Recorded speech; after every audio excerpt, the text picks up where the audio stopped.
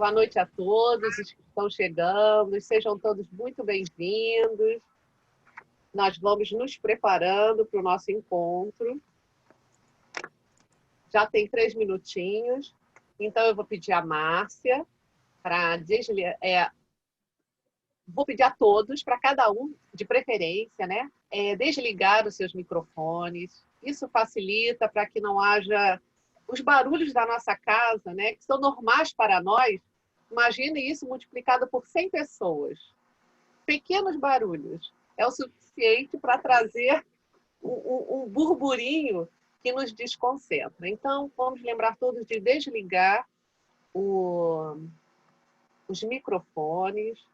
Aqueles que quiserem deixar a câmera, né, aberta são muito bem-vindos. É muito bom a gente ver as carinhas. Pessoalmente, quando nós estamos na nossa casa espírita, nas sessões públicas, todos estão presentes e a gente vê, né, todos, vê as expressões. É muito gostoso ver. Mas eu sei que nem todos, às vezes está vendo pelo celular, às vezes está vendo com os dados móveis, e aí mantém a câmera fechada, é menos um gasto, né, de dados. Enfim, sejam todos muito bem-vindos. Todos aqueles que chegam, todos vocês que chegaram até aqui hoje, sintam-se abraçados pelos trabalhadores espirituais da Casa de Francisco, que estão a menos de um clique de distância. Se nós estamos uns dos outros a um clique de distância, eles estão a um segundo, a uma fração de segundo do nosso pensamento. Nós vibramos, pensamos e eles estão conosco, nos amparando, nos fortalecendo. Vamos então, queridos irmãos, antes de fazermos a prece de abertura dos nossos trabalhos, fazer a pequena leitura. Eu vou trazer aqui o livro, aparece ao contrário, né? Mas eu vou dizer para vocês. É o livro Centelhas, do Chico, né? Psicografado por Chico Xavier e ditado pelo Espírito Emmanuel. É o capítulo 5 que fala suprimento. Crê, trabalha e não temas. Deus te apoia e te guarda. Tentações a vencer, Deus te dá resistência. Mais trabalho na vida, Deus te acrescenta a força.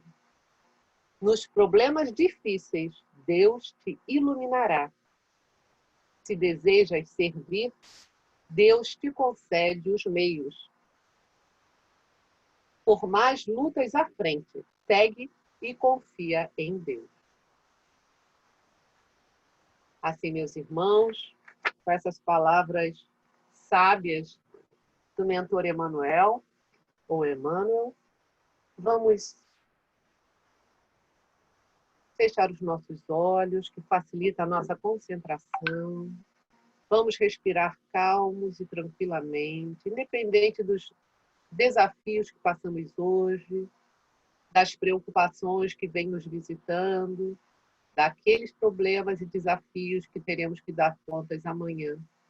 Agora, nada mais tem importância do que estarmos aqui. Por isso, convidamos todos a estar presentes, aqui e agora, nesse momento de paz, de luz e de amparo. E vamos orar, meus irmãos. Graças a Deus. Graças a Jesus e a Francisco de Paula. Pai amoroso e bom, mais uma vez aqui estamos reunidos em seu nome. Ó Senhor, em todos os momentos da vida, perante todos os desafios, sabemos que não caminhamos a sós. Temos os nossos mentores espirituais, os trabalhadores da Casa de Francisco, o Mestre amado Jesus e tu, Pai, que nos ampara, está conosco sempre, mora e reside em nossos corações, em nossas consciências.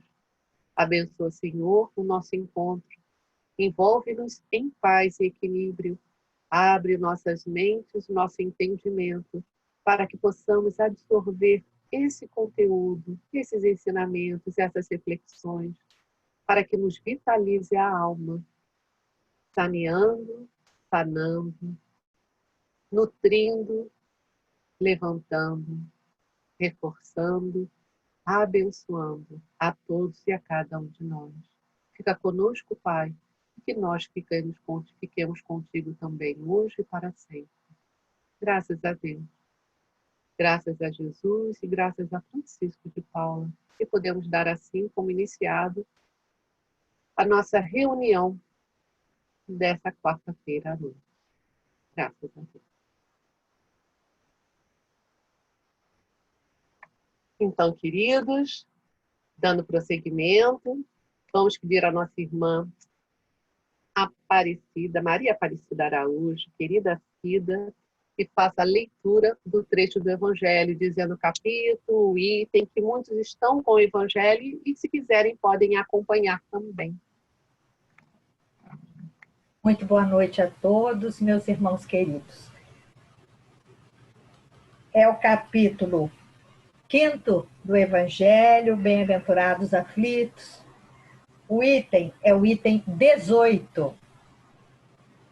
Bem e mal sofrer.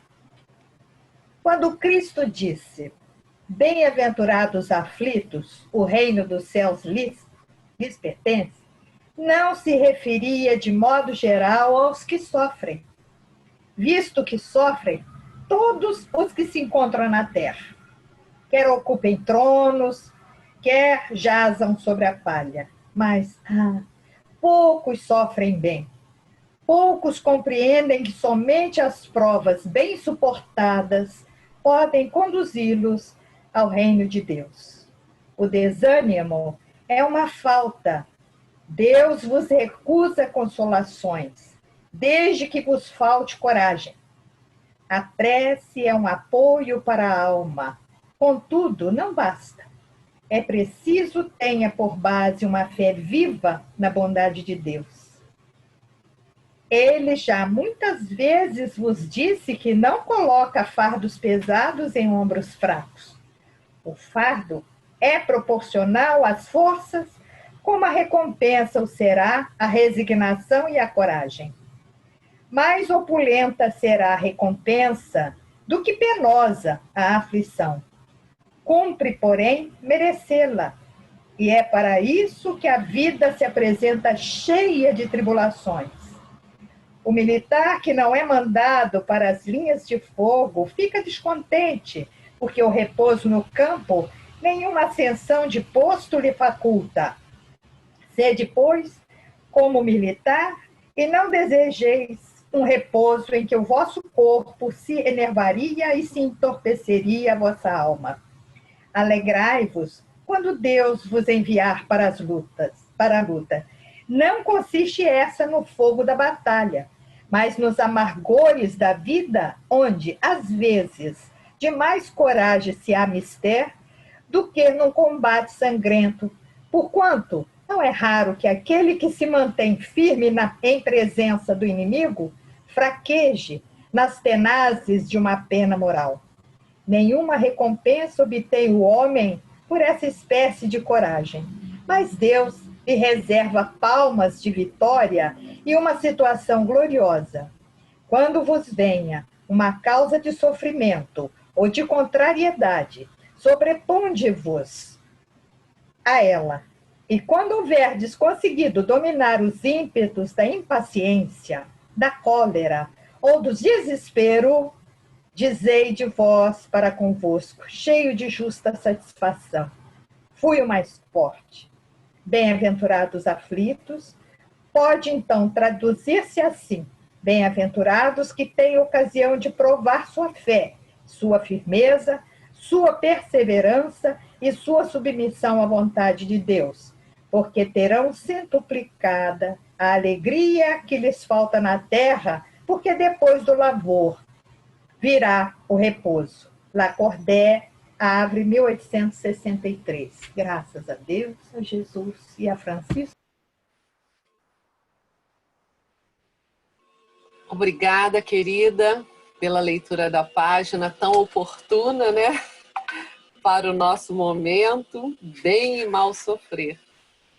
Que mensagem maravilhosa de Lacordaire. Então, lembrando, aqueles que quiserem, durante a semana, lerem de novo essa página, ou mais tarde, antes de dormir, capítulo 5, item 18. Agora vamos passar a palavra para nosso irmão Marcos. Boa Cadê noite. ele? Nem conferi ele antes. Ah, sim. Olá, Boa Marcos. noite. Boa noite. Tudo Boa noite a bem? todos. Fico muito feliz de estar aqui hoje, agradeço o convite. Tive que dar uma mexida na minha agenda aí de compromisso para estar aqui, por isso que eu não estou nem muito participando, vendo essas carinhas aí, 6 meses sem ver vocês. Mas, enfim, aqui nós chegamos, né? E a gente pede a Deus, a Jesus e a Francisco de Paula, que possa também nos intuir para que a gente possa ter uma reunião muito saudosa, muito feliz, né? Porque é o que a gente está hoje possibilitando para todos nós. Eu queria chamar a atenção só da leitura do Evangelho, que a gente sempre ou marca, né, uma página para o estudo ou abre aleatório. Eu lembro que eu conversei com a Márcia e falei com ela assim, Márcia, abre aleatório e com certeza vai abrir justamente no tema que é proposto hoje, né? E o tema que é proposto hoje é um tema assim não muito confortável para alguns, né? Mas extremamente importante para o momento em que a gente vive e para a própria humanidade, né? Que a gente vai falar sobre o suicídio, né? Setembro é o mês em que a gente tem a necessidade e a obrigação de falar sobre o suicídio.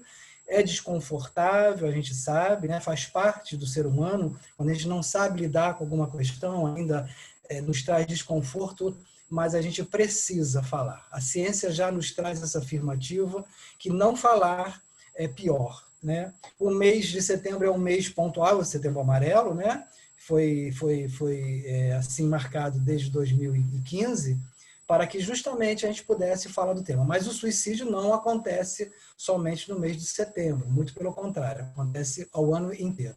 Mas a gente vai aproveitar aqui para falar justamente da relação, né, entre o atendimento fraterno e o Setembro Amarelo, o que isso tem a ver, né, onde a gente se encaixa.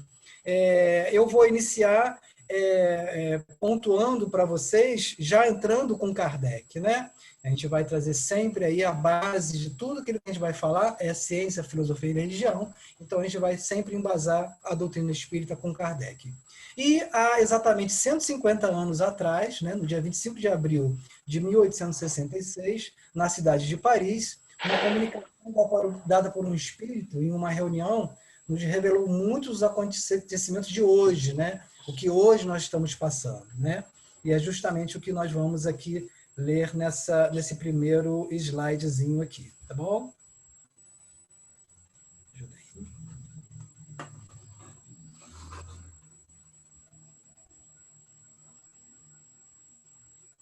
Bom, vamos lá. No dia, né, 25 de abril de 86, essa mensagem foi trazida até Kardec, que fala justamente do momento em que a gente passa, que é o momento atual. Isso é 154 anos atrás, né? Provocarão destruições que darão origem a um sem número de flagelos e calamidades, de sorte que, sem o quererem, apressarão o advento da era de renovação. Então, a gente está vendo aí o quanto isso já foi dito, a doutrina espírita é o consolador, é aquilo que vai nos trazer sempre o consolo, e já vinha avisando que tudo isso não é novidade para nós espíritas. Então, para nós espíritas, nada disso é de se assustar, né? De se temer ou de se ter temor, porque a gente já tinha essa ideia de que todo esse momento chegaria, né? E a mensagem continua. E, como se não se operasse com bastante rapidez a destruição, os suicídios se multiplicarão em proporção inauditas, até entre as crianças. A loucura jamais terá atingido tão grande quantidade de homens que, antes mesmo de morrerem, estarão riscados do número dos vivos. São esses os verdadeiros sinais dos tempos e que tudo isso se cumprirá pelo encadeamento das circunstâncias, como já o dissemos, sem que haja a mais ligeira derrogação das leis da natureza. Então, o que isso quer dizer para a gente? Né? Que isso faz parte do processo de evolução do planeta. Né? Quando a gente diz, ou a gente ouve, o planeta está muito ruim, as coisas estão muito ruins, nossa, como está ruim, é porque os homens que os habitam está ruim. Então, cabe a nós entender que isso faz parte do processo de evolução do planeta, saindo de prova e expiação e entrando no mundo de regeneração, né? Vamos dar seguimento aí à mensagem.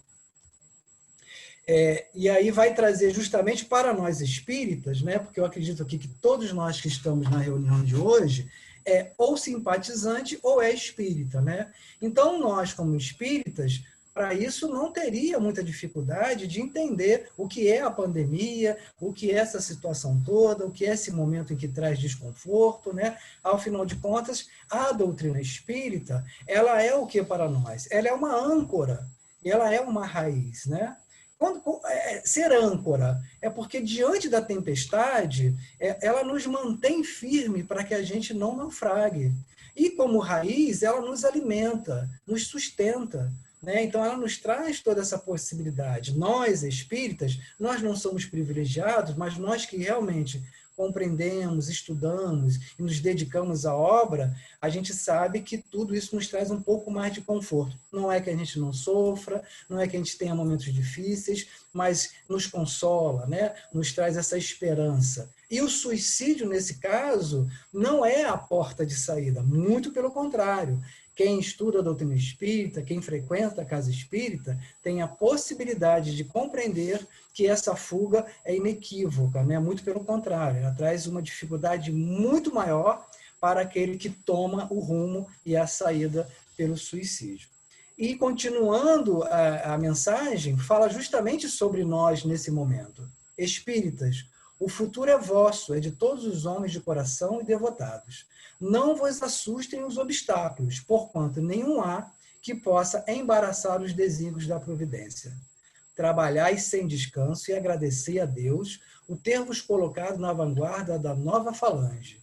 É um posto de honra que vós mesmos solicitais e do qual é preciso vos mostreis digno pela vossa coragem, pela vossa perseverança e pelo vosso devotamento. Felizes do que sucumbirem nessa luta contra a força, a vergonha. Ao contrário, esperará, no mundo dos espíritos, os que sucumbirem por fraqueza ou pusilanimidade. As lutas, aliás, são necessárias para fortalecer a alma. O contato com o mal faz que melhore, que se aprecie as vantagens do bem. Sem as lutas que estimulam as faculdades, o espírito se entregaria a uma despreocupação funesta e o seu adiantamento. As lutas contra os elementos desenvolvem as forças físicas e a inteligência, e as lutas contra o mal desenvolvem as forças morais. E isso aqui faz um link com a leitura do Evangelho. O soldado que vai para a guerra, ele precisa guerrear, ele precisa estar ali, ele precisa desempenhar o papel dele.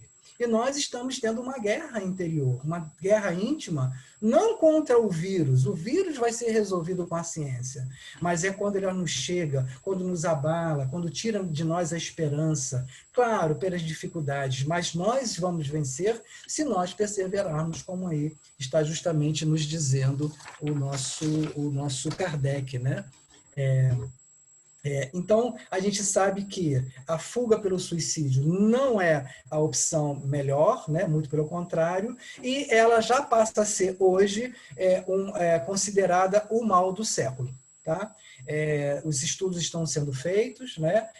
Sobre justamente essa necessidade, e a gente sabe o quanto é preciso que a gente tenha um olhar sobre isso, não só hoje, mais especificamente em 2020, mas o suicídio já tinha sido considerado há muito tempo como uma doença fatal, algo que estava levando e chegando a números extremamente altos, né? Eu vou trazer agora os dados, eu vou trazer a ciência, né? Eu acho importante separar. Eu fiz 2 módulos, um módulo trazendo a ciência, trazendo as fontes da ciência, vou trazer a Organização Mundial da Saúde, o Ministério da Saúde, né? Eu vou trazer outras fontes também. No final, quem quiser, através do meu contato, que eu informe sobre os estudos e as pesquisas, que eu não vou colocar, senão vai ficar muito tempo, pode entrar em contato comigo, que eu vou disponibilizar. Mas eu queria, assim, pontuar que tudo que eu estou trazendo é dados que são a ciência. Os dados que são mostrados e estão nos trazendo aí um sinal de alerta sobre tudo isso, né? A segunda parte do módulo eu vou falar aí sobre a casa espírita, o atendimento fraterno, né, que vai falar sobre a prevenção. Eu não vou entrar em muito detalhe sobre os fatores que promovem o suicídio. Por mais que eu entenda sobre isso, eu trabalho com suicídio. Eu no consultório trabalho muito com meus clientes, os adolescentes. Todos eles estão em extrema dificuldade, em risco de suicídio. Mas eu não vou querer trazer isso para o nosso trabalho. Eu vou aqui apenas pontuar o porquê o atendimento fraterno é importante nesse mês de setembro e vou trazer aí como a prevenção. Vamos lá pelos dados, os dados do mundo, né? Isso aí é dado, ainda não está atualizado, isso é do ano 16 e do ano de 2016 e 2018, né? Quando estavam se mantendo aí, fazendo-se novos dados, aí veio a pandemia. Então, segundo a Organização Mundial da Saúde, anualmente, em média, 1 milhão de pessoas tiram suas vidas. Uma pessoa a cada 35 segundos. Se a gente for contar o tempo que a gente já está aqui, muitas pessoas já partiram desse mundo através da porta enganosa que é o suicídio. E isso são dados oficiais, mas subnotificados, porque muitos acidentes e muitos dados não se chegam atualizando se foi ou não um ato de autoagressão, né, de autoviolação e de autoextermínio. Então, a gente diz aí, diante da ciência, que, em média, 1 milhão de pessoas, isso em 2016 e em 2018. O suicídio é a segunda principal causa de morte entre as pessoas entre 15 e 29 anos. Eu queria chamar a atenção que no estudo que eu realizei, para um trabalho específico, esse número da idade já está diminuindo. Então, nós estamos vendo que, como nós lemos lá em Obras Póstumas de Kardec, na realidade, crianças de 7, 9 e 10 anos estão cometendo suicídio. Então, essa faixa que era mais dos idosos já está se chegando perto dos jovens, né? Então, isso é de extrema importância para a gente sinalizar.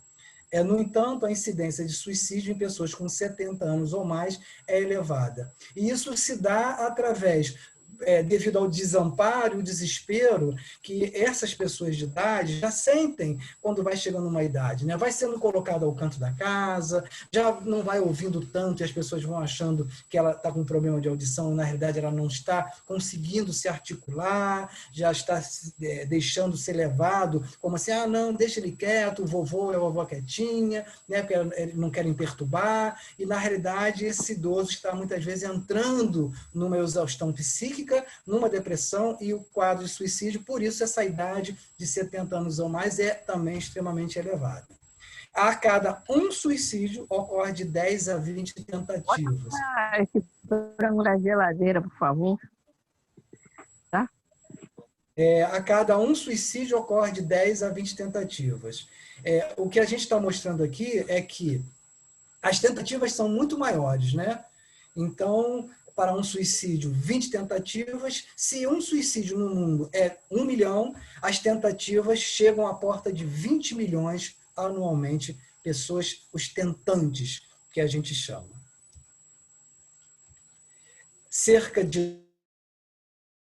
No Brasil, né, agora são dados do Brasil, cerca de 11.430 pessoas tiram suas vidas. Em 2016, segundo o Ministério da Saúde, ocorreu aí um aumento de 2,3% em suicídio. Estima-se que a cada 40 minutos, no Brasil, uma pessoa se suicida, né? As mulheres tentam mais vezes do que os homens. E os homens têm mais êxito, por quê?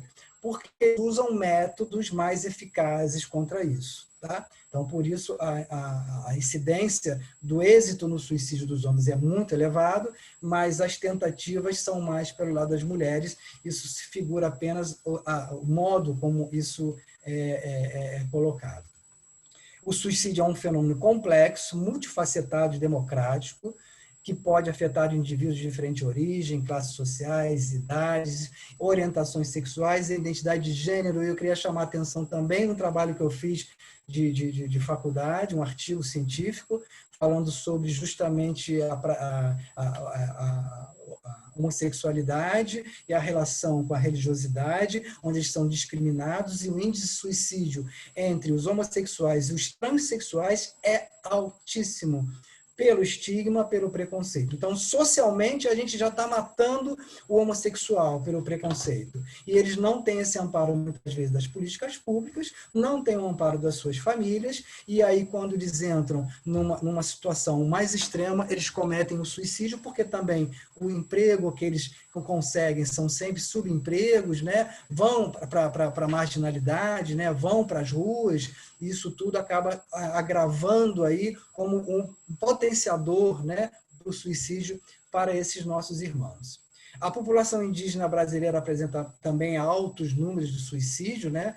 21,8 suicídios por 100 mil habitantes. É altíssimo, mas temos que trazer o seguinte, existe uma cultura indígena em algumas tribos que se essas tribos se sentirem ameaçadas por outras tribos, elas se autoexterminam. Idosos em certas tribos, quando chegam a uma certa idade, eles se colocam distante e se autoexterminam também. Então, é claro que nós estamos falando aí de complexidades culturais, mas isso não deixa de ser importante como um suicídio. Suicídio vai ser sempre suicídio, independente da complexidade e da origem, da raça e da cultura. Tá? A redução da perda de vidas devido ao suicídio tornou-se um objetivo internacional essencial em saúde, e a meta de ação de saúde mental da Organização Mundial da Saúde é a redução em 10% em 2020. Isso aí foi de 2016, e já estava, se não chegando a isso em 2018, 2019, dados que nós acompanhamos, né, no estudo. E o que aconteceu foi que, como 2020 chegou nessa pandemia, estudos já estão sendo feitos, já estão sendo dirigidos, já estão sendo coletados dados, e que esse número de suicídio aumentou drasticamente. E aí que a gente vai entrar justamente com o que a gente precisa fazer, né? Como prevenir o suicídio? O que podemos fazer? Isso é uma questão extremamente importante e que deixa, às vezes, a gente sem condições de ir até essas pessoas, justamente pela ignorância. A ignorância não é da ofensa, mas de ignorar e não saber, não ter o conhecimento de como ajudar essas pessoas, né? Como é que se faz, né, num caso desse, para prevenir um suicídio, né? Qual é a maneira correta? Bom, falar, né? A gente já sabe que a gente precisa falar intensamente. Não colocar, claro, as notícias, né? Existe um acordo entre a ciência, né, e entre o meio de comunicação para não colocar em divulgação, né? Muitas pessoas perguntam, nossa, mas tem tanto suicídio assim, a gente quase não escuta falar. Propositalmente é isto mesmo, porque não vai trazer nenhum benefício. Vai trazer benefício pegar esses dados e colocar na ciência e fazer políticas públicas para isso, né? Mas não é isso que a gente vê. Então, a gente é um acordo para não divulgar. Mas conversar sobre isso é extremamente importante, inclusive com as pessoas que estão, em algum momento, passando por essa dificuldade. Conversar sobre suicídio é um tabu, mas, ao contrário do que se pensa, perguntar sobre a autoagressão ou suicídio, não provoca atos de autoagressão e suicídio. Gente, isso é ciência, né? Isso aí é comprovado que você não desperta. Então, eu vou dar um exemplo. Você está ali com uma pessoa no consultório, né? Está depressivo, e dependendo do encaminhamento que está sendo dado, né? Daquela escuta que você está fazendo, você pergunta, você em algum momento pensou em tirar a vida, ou em se suicidar, ou fez planos? Isso não quer dizer que a pessoa, de repente, fala assim, não, eu nunca pensei não, mas agora que você está falando, eu realmente vou dar um fim à minha vida. Isso não existe, tá? Comprovadamente, isso não existe. Muito pelo contrário, dependendo do momento, dependendo da situação e do caso em que você estiver ali com aquela pessoa, independente se você é um profissional ou não, porque isso também é capacitação, né? Você pode sim mostrar à pessoa que você tem interesse para saber, e ela se sente muito acolhida quando você faz essa pergunta no momento certo. Falar diretamente e abertamente sobre a ideação suicida e seus fatores de risco é a forma mais eficaz de abordar e manejar o risco de suicídio em adultos. Por quê? Porque como as crianças e os adolescentes também estão tendo esse fenômeno muito latente, muito forte, aí a gente aborda com os adolescentes de forma diferente. Eu não trato os meus adolescentes no consultório da mesma maneira que eu trato os adultos. O adolescente, eu tenho que chegar para eles numa linguagem deles e compreendendo a dinâmica deles, que é diferente da nossa. E com o adulto, eu vou por um outro viés, um outro olhar, para que eu também me aproxime dele. Nem sempre a pessoa expressa claramente seus pensamentos ou sentimentos relacionados ao suicídio, portanto, é necessário estar sensível para reconhecer que a vontade de morrer pode estar presente e abrir um espaço para o diálogo, permitindo que a pessoa fale sobre o que se passa, como ela durante o atendimento, sem julgamentos ou interpretações.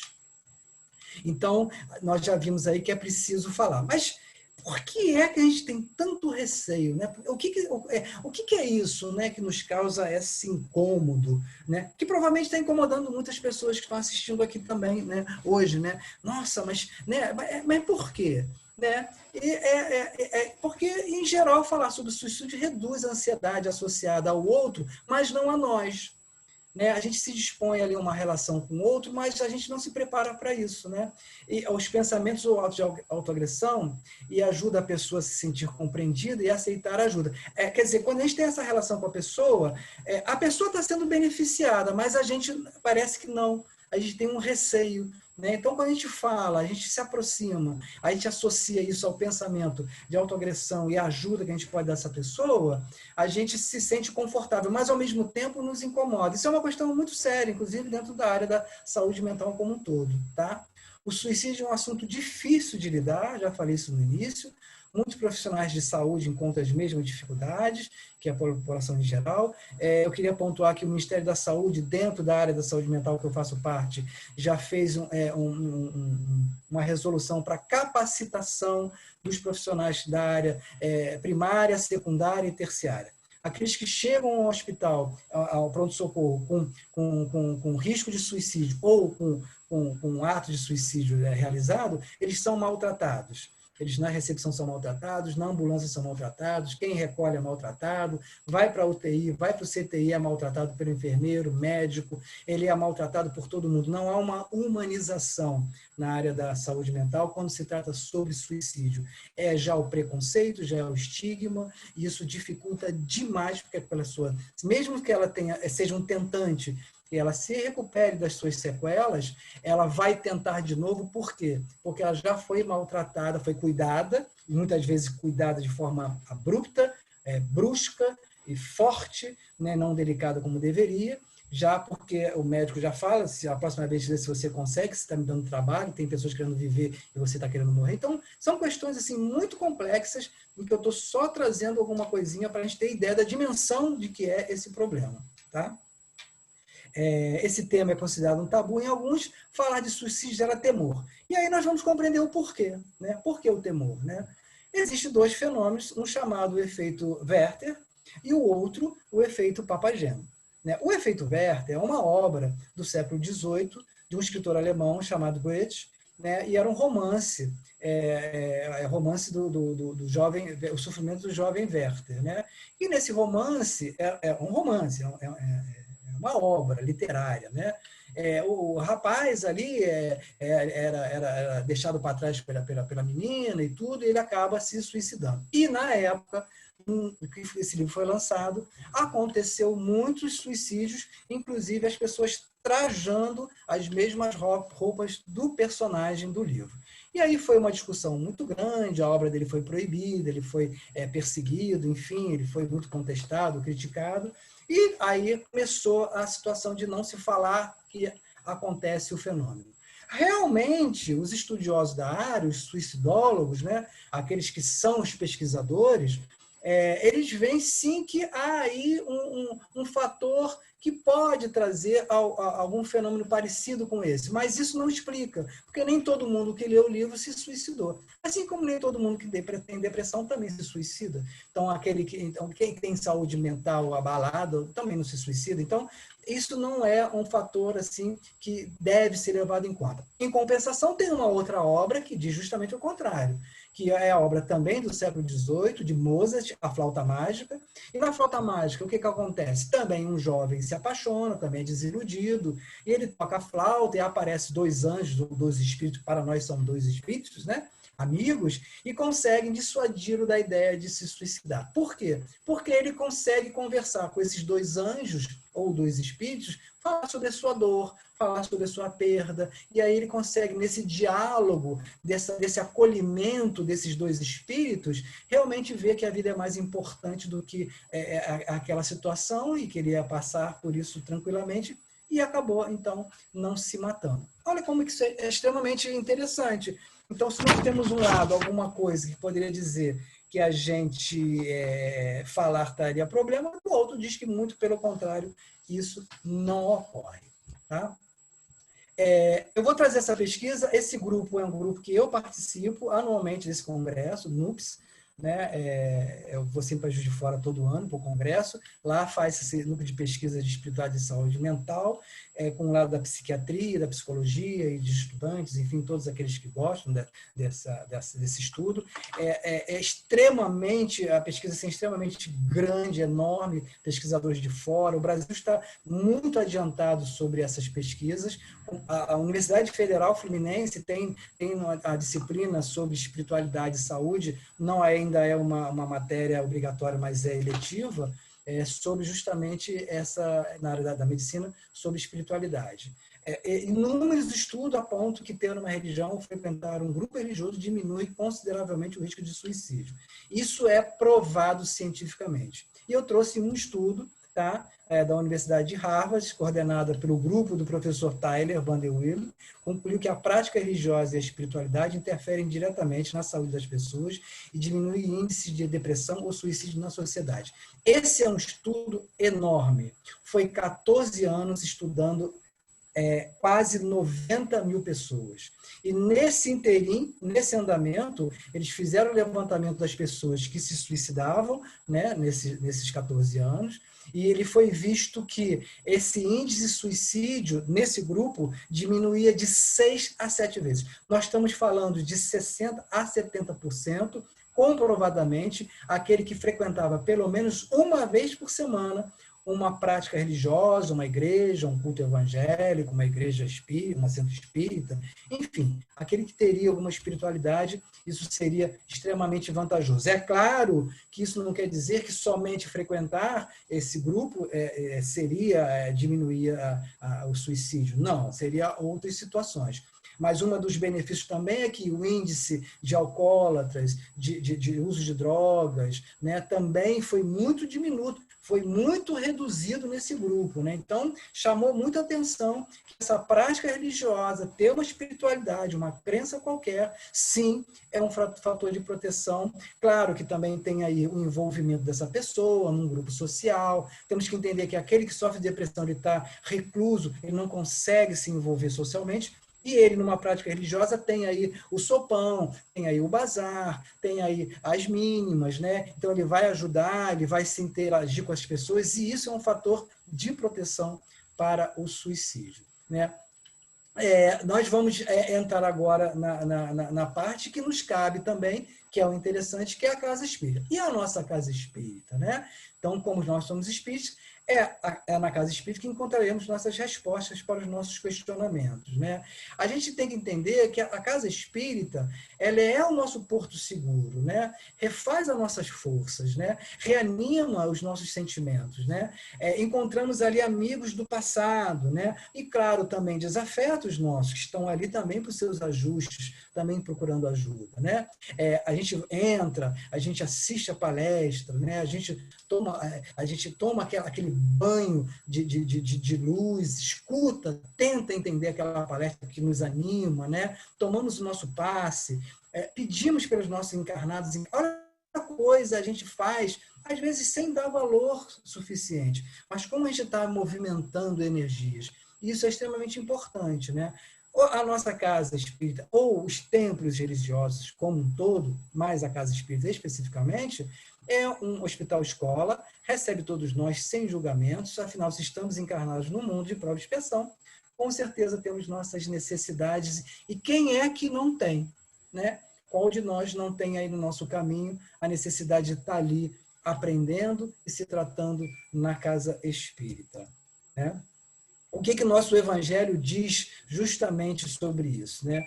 O homem pode suavizar ou aumentar o amargor de suas provas conforme o modo por que encare a vida terrena, dizendo que nós, espíritas, temos esse olhar, né? A gente sabe que a gente vai ter as nossas dores, nossos sofrimentos. Não vamos ficar imune sobre isso. A gente sabe o quanto isso é importante. Isso nos traz o quê? O fortalecimento ao nosso alicerce. Não é verdade? Para todos nós. Tanto mais sofre ele, quanto mais longa se afigura a duração do sofrimento. Ora, aquele que a encara pelo prisma da vida espiritual, que a gente sabe que espiritualmente a gente está aqui numa fração de tempo muito pequena, como diz a espiritualidade, de um segundo perto da eternidade, isso daqui a pouco acaba, isso daqui a pouco passa, né? Isso é muito importante. A vida espiritual ela é mais importante que a vida da matéria, não deixando de dar importância à vida da matéria. Mas sabemos que esses dissabores são passageiros, né? A vida corpórea ela vai ser vista de uma outra maneira. Ele a vê como um ponto no infinito, compreende-lhe a corteza e reconhece que esse penoso momento terá presto passado. Que tudo isso vai ser passado, tudo passa, né? Até isso vai passar. A certeza de um próximo futuro mais ditoso sustenta e o anima. Longe de se queixar, agradece a Deus as dores que o fazem avançar. Volto a fazer o link com a leitura do Evangelho, que foi aberto aleatoriamente. Olha o grande soldado que vai para a guerra e vitorioso retorna da batalha, agradecido por ter podido defender seu país, por ter defendido sua honra, ou ter defendido o que quer que seja, mas aí ele se sentiu o quê? Útil. Estar vivo é ser útil. Mesmo que a gente não dê importância a alguma necessidade. Como eu falei, estamos na casa espírita, mas será que nós estamos dentro da casa espírita? Será que nós estamos compreendendo que ali é o momento em que a gente angaria esses conhecimentos e nos traz essa força, esse ânimo para essas dificuldades que nos assolam a todos nós? Isso é muito importante. Contrariamente, para aquele que vê a vida corpórea interminavelmente lhe parece essa. Quer dizer, aquele que só vê a importância da vida como materialista, como só a matéria, esse vai sofrer mais, é claro, né? E a dor oprima com todo o seu peso. Daquela maneira de considerar a vida, resulta ser diminuída a importância das coisas desse mundo, pelo viés espiritual. E sentir-se compelido o homem a moderar seus desejos, a contentar-se com a sua posição, sem invejar a dos outros, a receber atenuada a impressão dos reveses e das decepções que experimente, que faz parte do ser humano. Enquanto a gente está buscando na matéria ter, possuir, angariar, que o outro tem, que eu não tenho, isso me aflige, isso me atrapalha, isso vai criar dor e sofrimento para nós. Então a gente tem que entender que isso tudo é apenas coisas vãs. Claro, a gente tem que viver uma vida social, temos que ter nossas necessidades, mas isso não basta, né? Daí tira ele a calma e a resignação tão úteis à saúde do corpo quanto à da alma. Ao passo que, com a inveja, o ciúme e a ambição voluntariamente se condenam à tortura e aumentar, assim, né, vai aumentar as misérias e as angústias da sua curta existência, né? Isso aí está no Evangelho segundo o Espiritismo, no capítulo 5, Bem-aventurados os aflitos, foi lido o item 18 na abertura, esse aí é o item 13. E agora vamos chegar aqui no atendimento fraterno, né?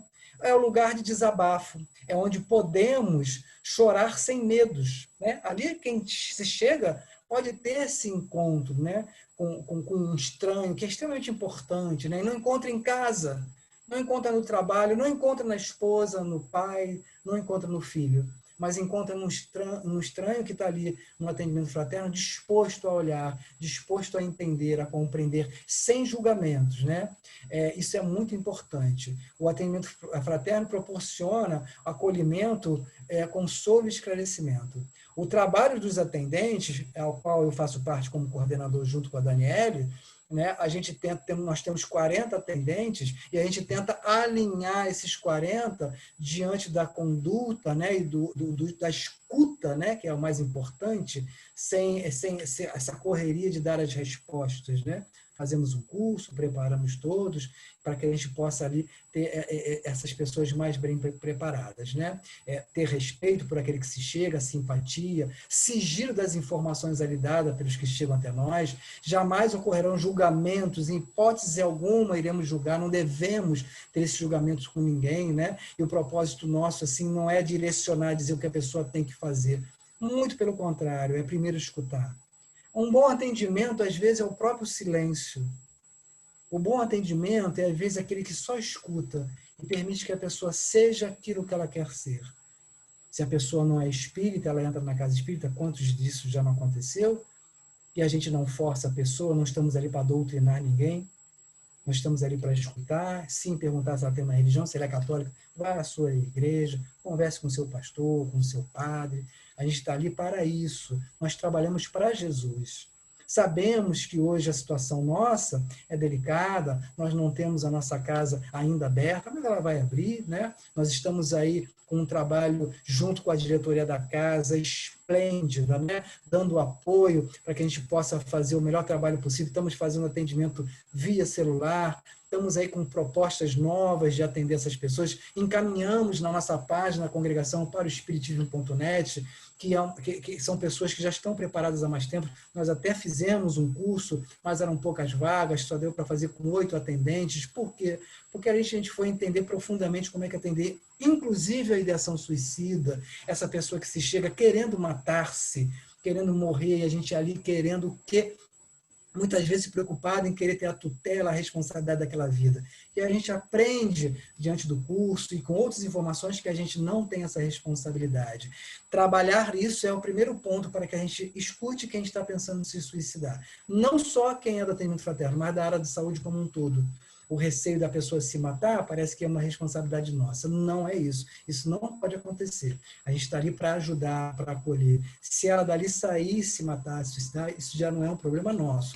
Desde que a gente tenha tido essa escuta ativa, sentimento fraternal, calma e paciência, né? Ferramentas que são importantíssimas, né?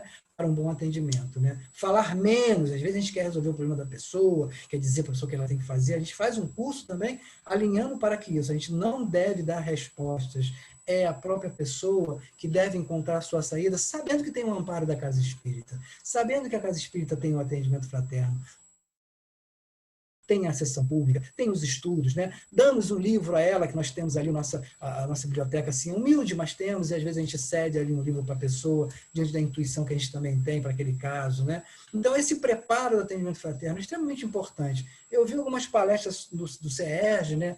Inclusive falando sobre isso. O atendimento fraterno é a parte importantíssima do centro espírita. Não porque eu estou ali, não, mas é porque é ali que as dores aparecem. Muitas vezes a pessoa entra na casa espírita, então vai para a sessão, toma um passe, vai embora e ninguém sabe o que houve. Ninguém conhece aquela pessoa. Mas o atendimento fraterno proporciona essa abertura, né? Esse aconchego. A gente está ali simplesmente para ajudar, né? A casa está com essa proposta, muito se esforçando, está em contato comigo, o departamento espiritual, Dona Clélia é uma pessoa assim, amabilíssima, dá muito feedback, deixa a gente à vontade para a gente resolver, e a gente está assim, muito feliz que a gente está conseguindo, de alguma forma, dentro das nossas possibilidades hoje, a nossa congregação Espírita Francisco de Paula, tentar fazer com que o atendimento fraterno possa suprir as necessidades. Mas a nossa preocupação é outra. A gente sabe que, diante da pandemia e do absurdo dos casos de depressão e de suicídio que estão vindo, a gente precisa se preparar melhor. Essas pessoas, assim como eu, precisamos fazer uma reciclagem antes de abrir essa oportunidade da presença. Temos aí muitos preparados para isso, né? Mas vai se chegar, com certeza, nessa abertura, situações muito delicadas e que a gente precisa, sim, ter responsabilidade sobre isso também. Tá? Eu vou indicar aqui para vocês as leituras, né? Claro, as obras básicas de Kardec, mas hoje, aí, como nós lemos e retiramos alguns recortes, o Evangelho segundo o Espiritismo, capítulo 5, Bem-aventurados aflitos, item 14, 15, 16, 17, e o item 18 aí que foi lido também hoje. O Livro dos Espíritos, quarta parte, capítulo 1, e ali trata sobre suicídio a perguntas 493 até 957. Não vou entrar em detalhes da Gênese, do Livro dos Médiuns, que tudo isso também tem sobre suicídio, mas a parte básica se encontra justamente aqui. Tá bom? Eu queria finalizar aqui com essa fala de Rubens Alves, né, que diz assim: o que as pessoas mais desejam é alguém que as escute de maneira calma e tranquila, em silêncio, sem dar conselhos, sem que digam, se eu fosse você. A gente ama não é a pessoa que fala bonito, é a pessoa que escuta bonito. A fala só é bonita quando ela nasce de uma longa e silenciosa escuta. É na escuta que o amor começa, e é na não escuta que ela termina. Não aprendi isso nos livros, aprendi prestando atenção. É Rubem Alves. E agora eu queria passar.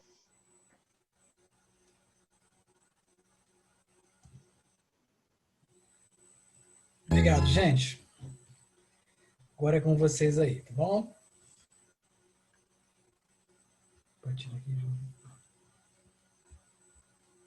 Marcos, muito obrigada pela sua disponibilidade, pelo estudo, pelas reflexões com a visão da doutrina espírita sobre a questão grave do suicídio, né?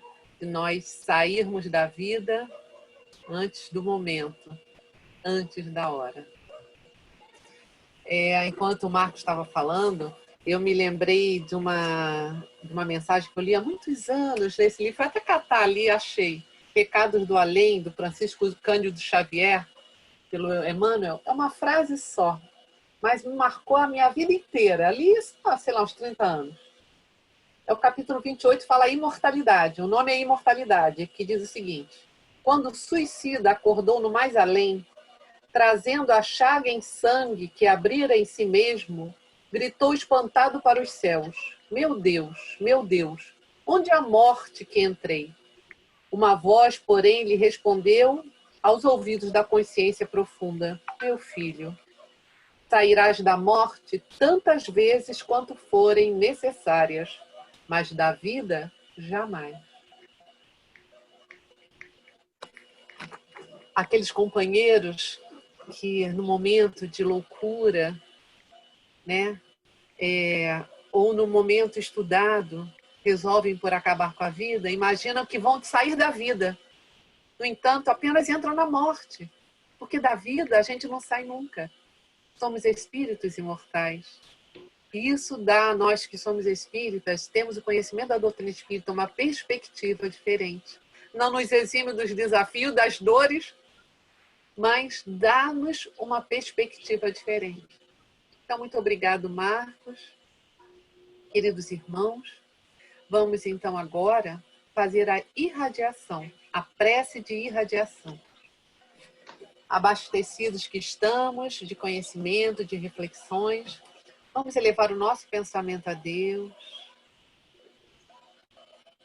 respirar tranquilos, elevar o nosso pensamento aos benfeitores espirituais da Casa de Francisco, que vamos orar. Senhor Deus, Pai amado, nesse instante, Senhor, agradecido por tudo que temos recebido, que recebemos nessa noite abençoada, te pedimos, Senhor, que possa levar essa bagagem de bênçãos, de luz, de paz, de fluidos salutares para todos aqueles que dividem a casa conosco, para os nossos amores, para os nossos familiares, para aqueles que estão em outras casas, mais perto ou mais distante, que importa. O seu amor envolve todos os corações. Abençoa, Senhor, as nossas águas, medicamentos, alimentos, cada coração querido, envolvendo-os em paz, em equilíbrio, em coragem, em força e fé. E que essas mesmas vibrações possam se estender para os lares vizinhos, para o nosso bairro, para a nossa cidade do Rio de Janeiro, para nosso estado do Rio, para os estados vizinhos, para o nosso grande país, abençoando e orientando governantes e cada coração, Senhor, trazendo consolo, esperança.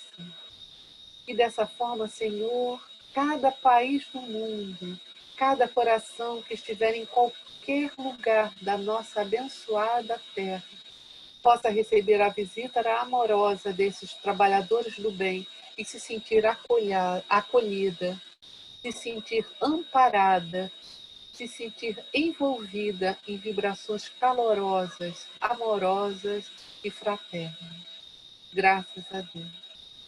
Graças a Jesus e graças a Francisco de Paula.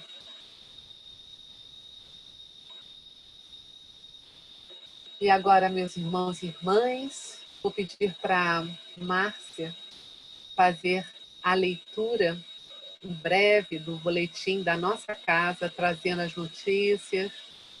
E logo a seguir, vou pedir que a nossa irmã Lucilena possa fazer a prece de agradecimento.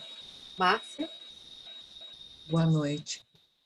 Eu vou, antes da leitura, Lília, eu observei que as pessoas mandaram mensagem com o nome de pessoas para a inclusão ou na irradiação ou na prece pelos desencarnados. Então, eu queria que essas pessoas prestassem atenção no que a gente vai ler agora, para incluir o nome dessas pessoas nos locais adequados, tá? Bom, Boletim de Setembro tem uma novidade, é a campanha para o Dia das Crianças.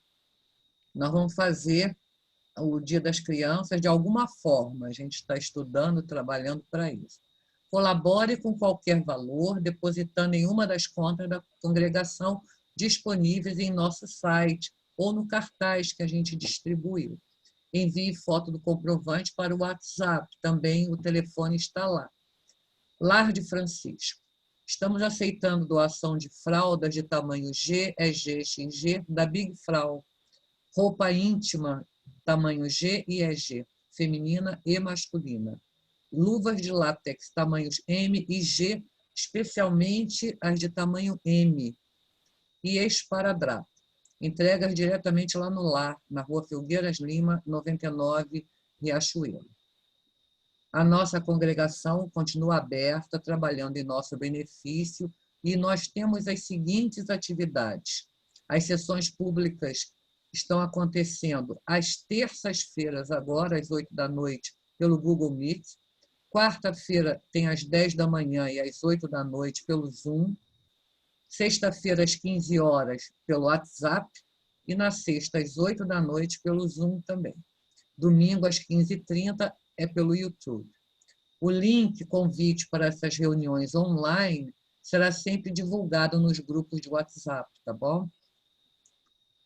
Uma observação que as palestras pela internet são gravadas, então é importante manter o microfone desligado para não interferir na transmissão.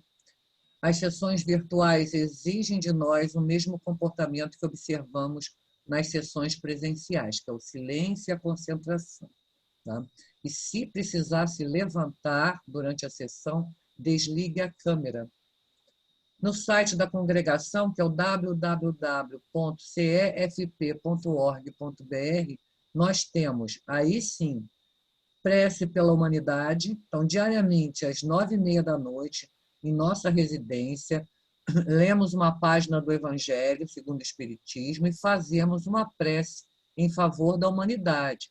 Então, caso queira, envie o nome das pessoas para as quais deseja solicitar irradiação. Lá no site da casa, selecione pandemia, irradiação e prece à distância e clique no link para acessar o formulário de irradiação. Tá? E aí inclui os nomes. Se qualquer coisa, manda para mim no privado uma mensagem que eu mando o link para a pessoa, tá bom?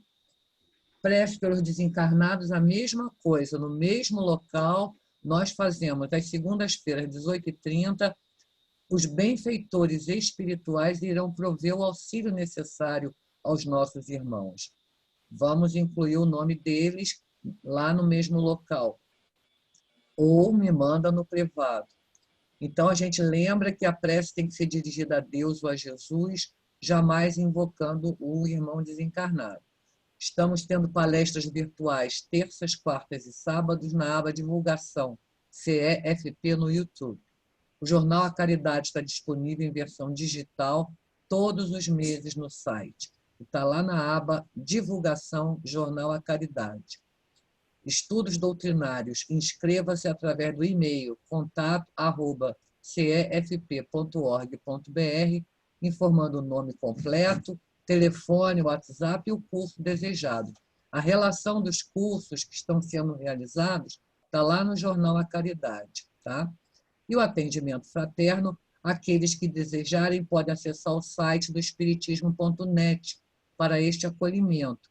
Clique no link existente no site da congregação ou diretamente lá no www.espiritismo.net, ou, no caso de emergência, pode entrar em contato conosco no privado, tá bom? Boa noite.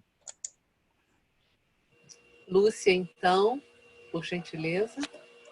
Graças a Deus, graças a Jesus e graças a Francisco de Paula.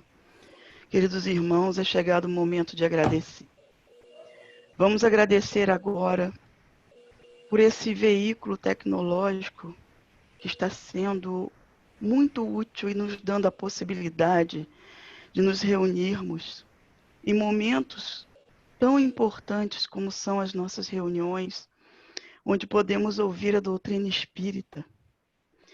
Os preceitos da doutrina espírita nos fazem receber benefícios, como um estudo feito como esse de hoje pelo nosso irmão Marcos, que nos tira da escuridão, da ignorância, do desconhecimento e nos apresenta um mundo também de possibilidade onde possamos trabalhar na seara do bem. A pessoa que ouve esse estudo deve sim agradecer essa possibilidade, essa oportunidade, e deve multiplicar o que aqui aprendeu. É muito importante que essa informação não fique guardada conosco, ou que nós tenhamos vergonha ou qualquer outro tipo de condição que nos trave e não nos permita levar uma mensagem de bem, um acolhimento e luz.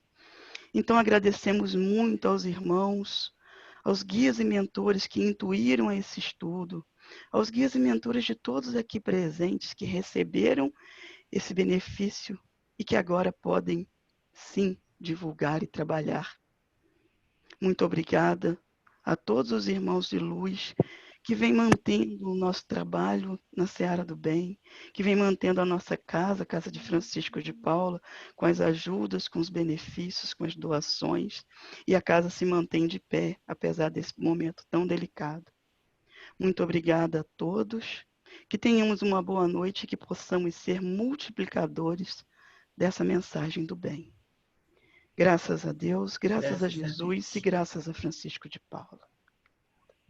Assim, Senhor, agradecidos em seu nome, em nome do Francisco de Paula e patrono da nossa casa, do Mestre Jesus, em seu nome, Pai, Criador de todas as coisas, damos como encerrado a nossa reunião de hoje, da quarta-feira. Graças a Deus. Queridos irmãos, agradecemos muito a participação de todos. Muito obrigada. Se quiserem abrir seus microfones,